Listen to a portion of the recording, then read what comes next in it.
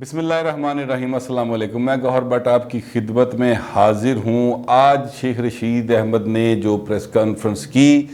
ان میں انہوں نے جو باتیں بتائیں میں صرف وہ کوٹ کروں گا اور اس کے بعد آپ کی نظر ایک نظم کرنا چاہتا ہوں۔ شیخ رشید صاحب نے یہ فرمایا کہ جناب 8 روز تک ملک میں افراتفری رہی اور ہر طرف ایک ایسا عالم تھا جس میں کوئی شخص بھی جو پاکستانی ہے وہ سکون میں نہیں رہا۔ 30 گاڑیاں اس دوران نظر آتش ہوئیں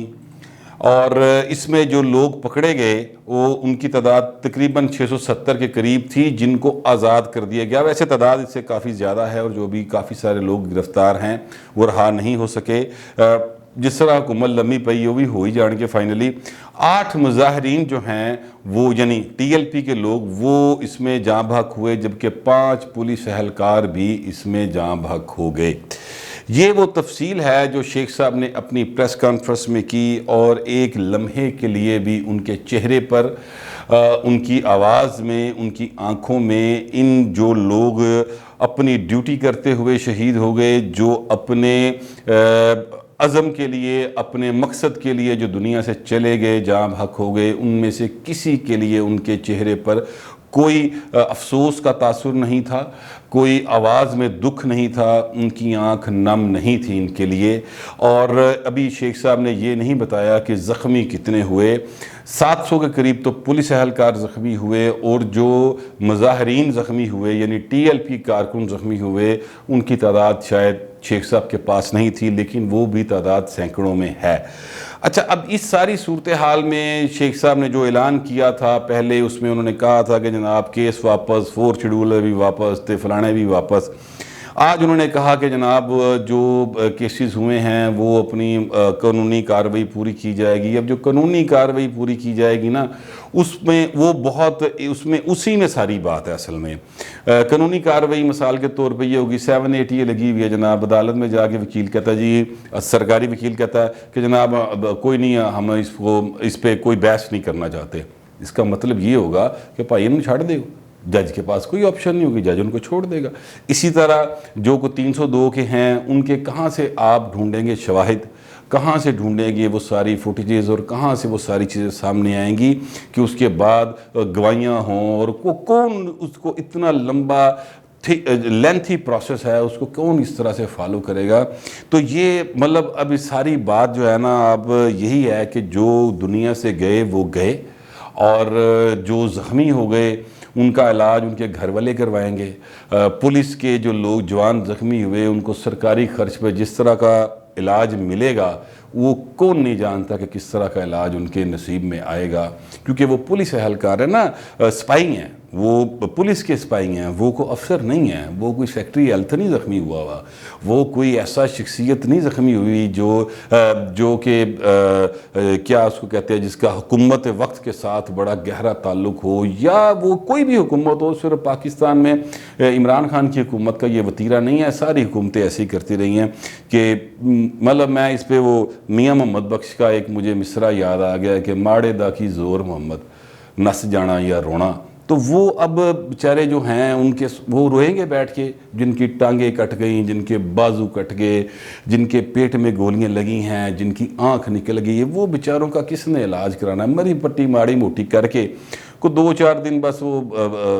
جو انہوں نے رہنا تھا خبروں میں رہ لے، اس کے بعد کرو کری اللہ خیری صلی اللہ۔ اس پر مجھے فیض صاحب کی ایک نظم ہے لہو کا سراغ، وہ مجھے یاد آئی تو میں نے آج اس کا پروڈیوسر صاحب سے ریکویسٹ کی تو انہوں نے پرنٹ باقاعدہ مجھے نکال کے دیا۔ نظم بڑی اوکھی جگہ ہے تو میں کوشش کرتا ہوں کہ اس کو پراپر طریقے سے آپ تک پہنچا سکوں، اسی سارے ایشو کے اوپر ہے۔ اور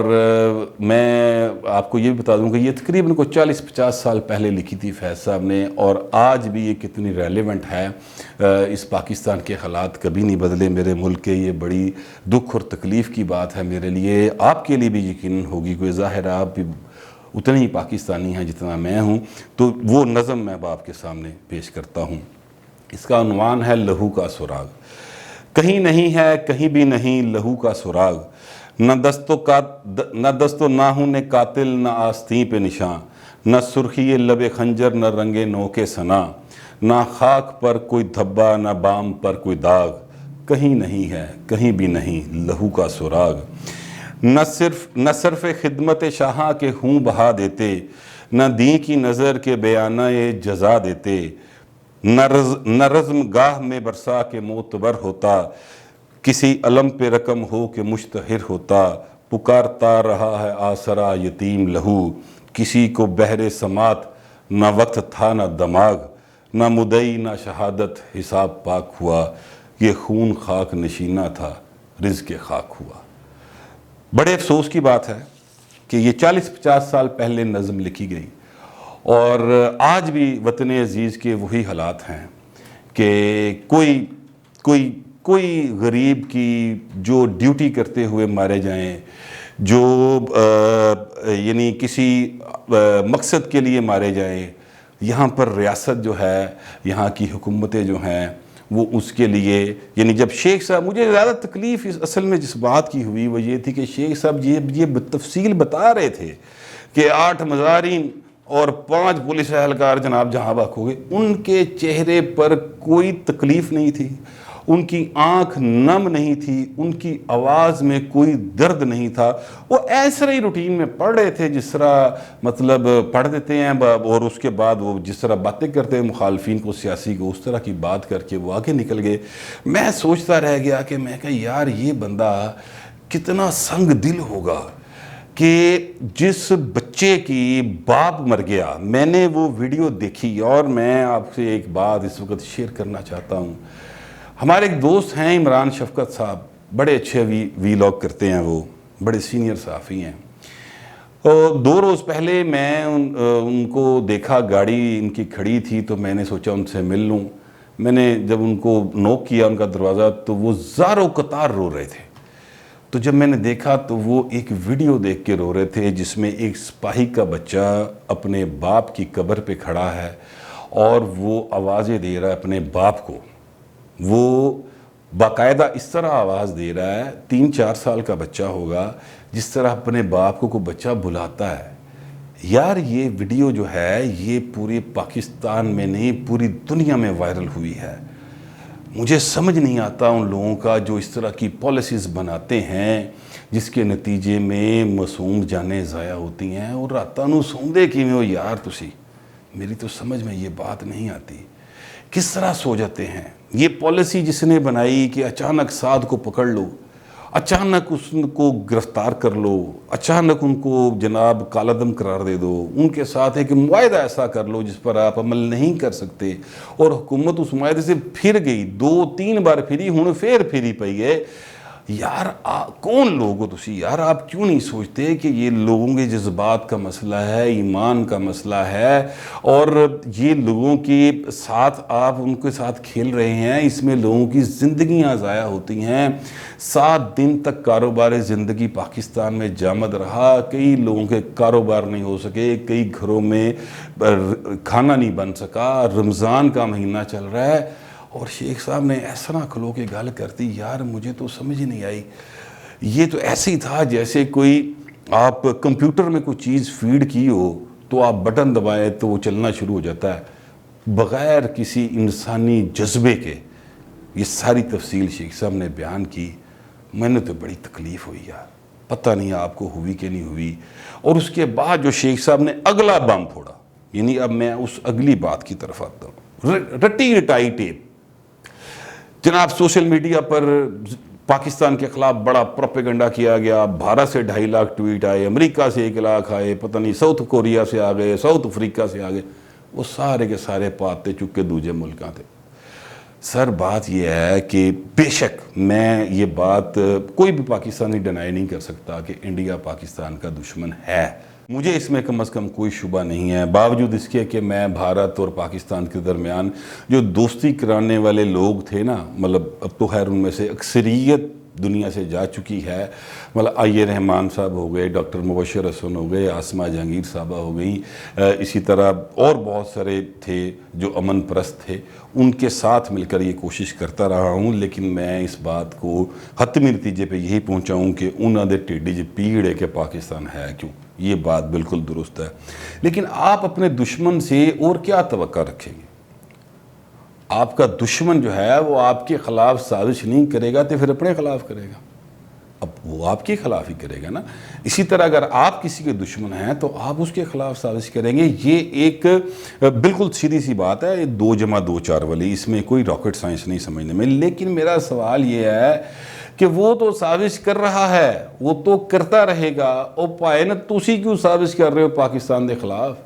تسی اتھوں دے عوام دے خلاف سازش کیوں کر رہے ہو؟ یہ پالیسی جس کی وجہ سے یہ نقصان جو سرکاری طور پہ سامنے آیا ہے یہ غیر سرکاری نہیں ہے، یہ سرکاری نقصانات ہیں، جانوں کا ضیاع، گاڑیوں کا نظر آتش ہونا، 7 روز تک کاروبار زندگی بند ہونا، یہ سارا کچھ سرکاری طور پہ آج بتایا گیا ہے۔ یہ کس کی پالیسی کی وجہ سے ہوا؟ وہ کون سا رستو تھا جس نے کہا کہ جناب جا کے 2.5 مہینے 3 مہینے پہلے کے جا کے ان کے ساتھ یہ معاہدہ کر لیں؟ وہ کون سا رستو ہے جس نے اس طرح کی تنظیموں کو بنایا، پالا پوسا، اس قابل کیا کہ وہ جب چاہیں ملک کو جام کر دیں؟ وہ کون سے رستو ہیں جو یہ سازشیں کر رہے ہیں، جو یہ پالیسیز بنا رہے ہیں؟ سو شیخ صاحب، انڈیا ضرور دشمن ہے، امریکہ بھی ساڈا دوست کدی نہیں، اسی تے گل شروع تو کہندے آ رہے ہیں۔ آپ کے اسکول آف تھاٹ کے جو لوگ تھے نا شیخ صاحب، اور آپ ان میں شامل تھے جب افغان جہاد، جس کو بعد میں آپ ہی نے آ کر کہا کہ نہیں وہ دہشت گرد ہیں، وہ جب آپ اس کو افغان جہاد کہتے تھے تب ہم کہتے تھے کہ یار آپ غلط کر رہے ہیں، اور آپ ہم جیسے، یعنی میرے سے مراد ہے کہ میرے جیسے جو نظریے کے لوگ تھے آپ ان کو کہا کرتے تھے کہ یہ ملک دشمن ہیں، یہ جناب یہ رشیا کے ایجنٹ ہیں، ٹھیک ہے؟ تو اب آپ جن کو کہتے تھے وہ، میں کہنا یہ آپ تب امریکہ کو دوست کہتے تھے، آپ نے جو مشرف کا ٹینیور تھا اس سب میں کہا یہ امریکہ ہمارا بڑا قابل اعتماد دوست ہے۔ کئی پریس کانفرنسز میں نے اٹینڈ کی بطور رپورٹر آپ کی، کئی جگہوں پہ آپ کی فوٹیجز موجود ہیں، کئی جگہوں پہ پرویز مشرف صاحب کی فوٹیجز موجود ہیں، اور آپ اس بات پہ بڑا فخر کرتے تھے کہ ہم نان نیٹو الائے ہیں۔ ہوں امریکہ جو جڑی سازش تہاڈے خلاف ہو رہی ہے ہوں تسی اُتے پاتی۔ بھائیان آپ کا کوئی دشمن نہیں ہوتا، آپ کا کوئی دوست نہیں ہوتا، ملکوں کی سطح کے اوپر سب اپنے سکے ہوندے نے، اپنے ملک کی، اپنے عوام کی بہتری سوچتے ہیں۔ لیکن پاکستان کا مسئلہ یہ ہے کہ یہاں پر جو حکومت پہلے موجود رہی، میں صرف عمران حکومت کو نہیں کہہ رہا، یہ بات ذہن میں رکھیں، اس سے پہلے جو حکومتیں رہیں وہ بھی صرف اور صرف اپنے سیاسی فائدے اور نقصان کی بات سوچتے ہیں، ڈنگ ٹپاؤ پالیسی بناتے ہیں، جس کے نتیجے میں یہ ہوا کہ جناب پھر ساری دنیا نے بھی آپ کے ساتھ ڈنگ ٹپاؤ کام کرنا شروع کر دیا۔ کسی نے آپ کے ساتھ مستقل بنیاد پہ دوستی نہیں رکھی، صرف ایک نے رکھی ہے، چین نے، اور چین کا جو آپ نے حال کیا ہے، اور اس کی جو سی پیک کا جو حال کیا ہے، اس میں سے جڑا تسی پاپا جونز دا پیزا کھڑیا ہے اور اس طرح کی چیزیں نکالی ہیں، وہ بھی تنگ آ کے اب آپ کے خلاف بات کرنا شروع ہو گیا۔ اب خلاف نہ صحیح، چلو کم از کم شکوے شکایتیں اوپنلی کرنی شروع کر دی ہیں، تو لہٰذا بہتر ہے شیخ صاحب دوجیاں تے الزام لانا چھڈو، یہ گلاں بڑیاں پرانیاں ہو گئیاں، اب لوگ آپ کا یہ سودا خریدنے کو تیار نہیں ہیں۔ There is no buyer of this school of thought, ٹھیک ہے؟ اب آپ کو چاہیے کہ آپ شیخ صاحب کو بار بار میں اس لیے کہہ رہا ہوں کہ شیخ صاحب واحد شخصیت ہے جو پرویز مشرف کے ساتھ بھی تھے، عمران خان کے ساتھ بھی تھے، نواز شریف کے ساتھ بھی تھے، انہوں دا واسطے نہیں چلے ورنہ آصف زرداری نہ بھی بیٹھے ہوتے، اس دور میں انہوں نے بڑی کوشش کی۔ تو یہ وہ واحد شخصیت ہے، اس لیے، اور یہ کئی دفعہ وزیر اپنے منہ سے کہتے ہیں میں جناب 8 دفعہ وزیر رہا ہوں، تو یہ کئی دفعہ رہ چکے ہیں۔ یہ ایکچولی یہ فیس ہے پاکستان کی جو ہے نا، کیا اس کو کہتے ہیں، مستقل ریاستی پالیسی، وہ شیخ صاحب کی صورت میں ہمارے سامنے موجود ہے۔ تو اس لیے میں شیخ صاحب سے کہتا ہوں کہ شیخ صاحب دوسروں نے ضرور کیا ہوگا اور وہ کر رہے ہیں، اور یقین رکھیں کہ انڈیا کرتا رہے گا یہ حرکتیں، ہمیں اپنی منجی تھلے ڈانگ پھیرنی ہے شیخ صاحب، اپنی پالیسیز کو پرو پاکستان بنانا ہے، پرو پیپل بنانا ہے، اور پرو پیپل پالیسی ہی جو ہے وہ پرو پاکستان پالیسی ہو سکتی ہے۔ تو یہ ایک عجیب سی صورتحال ہے، چونکہ ہر شاید دوجے دے پا دیو، ہر چیز دوجے دے پا دیو، اس طرح نہیں چلے گا۔ اب اس سے آپ لوگوں کو چکر نہیں دے سکتے، لوگوں کو بھوک، بے روزگاری، مہنگائی، امن و امان، کوئی ایسی چیز نہیں ہے جس سے ان کو کسی ایک طرف سے سائے اور ریلیف ملا ہو، اور وہ خاص طور پہ اس دور کے اندر جس میں عمران خان وزیر اعظم ہے۔ بہرحال یہ چونکہ مستقل پالیسی کی بات کر رہا ہوں، یہ ایک پچھلے 70 سال سے ہمارے ساتھ ہو رہا ہے، اس کا رونا رویا ہے۔ عمران خان کی حکومت جو کر رہی ہے اس کا رونا پھر کسی اور ویلاگ میں رو لیں گے۔ فی الوقت اتنا ہی، ملتے ہیں اگلے ویلاگ۔